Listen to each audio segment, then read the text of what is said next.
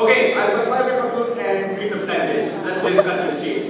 Number 1, Shafiq tells us that there's a problem with minorities in his last point, that this is a paradox and therefore using fear is a problem. No, we think the problem is, and when this happens, it is a problem with the accuracy of your teachings, not because of the inclusion of fear, where you're able to subjugate certain minorities into believing certain things. Firstly. Secondly, they tell us that the comparisons of heaven and hell is far worse. We rather compare this idea to a heaven and a void, principally conceding that as a religious subscriber, a comparison needs to be made regardless.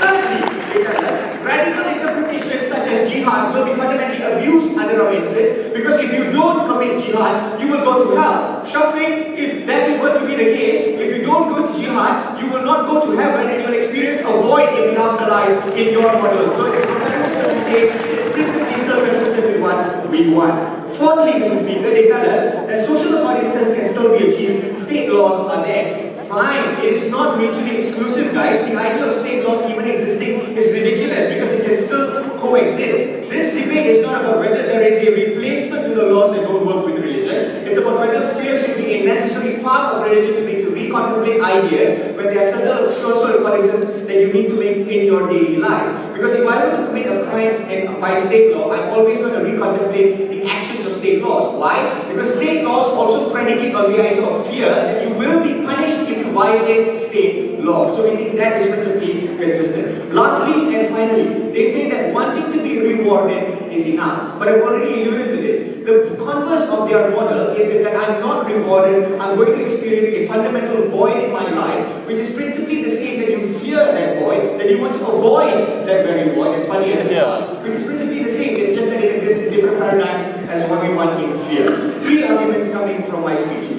Firstly, the concept of disseminating moral values from a theist perspective, extending from Rana's last point. Secondly, why the existence of fear in religion is a fundamental accreditation to the value of faith in its instance when you celebrate the idea of faith. And lastly, why subscribing to a religion ultimately means you are subscribing to be inferior to a higher being, and therefore fear is ultimately necessary. You know what I'm thinking about? The status quo, even the state recognizes duress as a legitimate defense within courts because it makes people do irrational things. Don't you think, considering the kinds of fear and propagation of religion, that is so bad, you will be punished so bad if you don't do certain things? Yeah, forces people to I agree. But the idea that duress exists exclusively on our side is something that we cannot necessarily agree with, because you can still propagate the idea that you must do evil, you must perform jihad, or else you will experience a fundamental void in your life, or there will be some sort of emptiness in this idea that you will be missed from heaven and that the gates of purgatory, St. Peter will close those gates if you don't commit jihad. It's still fundamentally existent under your model. Individuals in a mental capacity can still be under duress. We don't think it's mutually exclusive. First idea, moving on to the idea of substitution of a higher being. Madam Chair, fellow panelists, people in this hall, the one thing that fear asks you to include is the idea to recontemplate your actions at the point in which you are about to do something wrong. It doesn't necessarily take into the calculus that I will be rewarded. It's the same principle that we use as far as the mental calculus, that I will be rewarded if I do something good. The absence of fear in this instance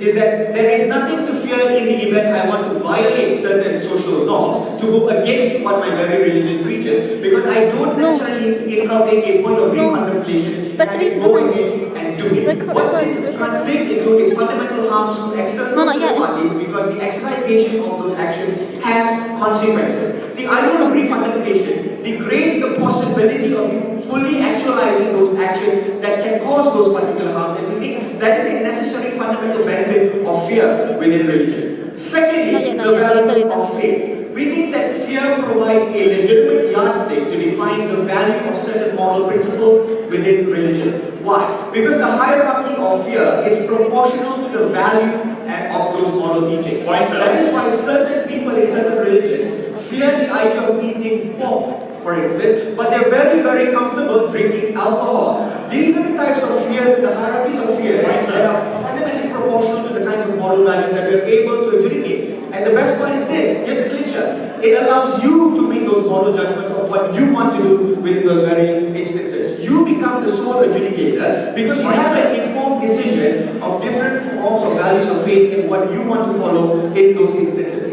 And if fear exists, then you have a choice to decide within the confines and demarcations of that religion if you want to violate certain principles and if you're comfortable going through the fear in the afterlife. I mean, that is very, very important. Sir. Thirdly and finally, why we think the idea of subscription to an inferior being means, subscription to religion means that you're subscribing to an inferior being. What this means is to understand that there is a higher power that holds all forms of power over you and over your life. That insubordination is something that is not tolerated. What is the point of having this artificial, so we assume that there is an existent artificial being of a higher power. What is the point of this existence of this higher power if there is no need to fear the repercussions of what this higher power might do? That insubordination is something that we will fundamentally condone in this instance. That insubordination is fundamentally accepted and you have nothing to fear of this higher power. What then is the purpose of this higher being? And therefore, this is what religion fundamentally predicates itself upon, that this higher being has a control over you and any form of insubordination towards its teachings has repercussions.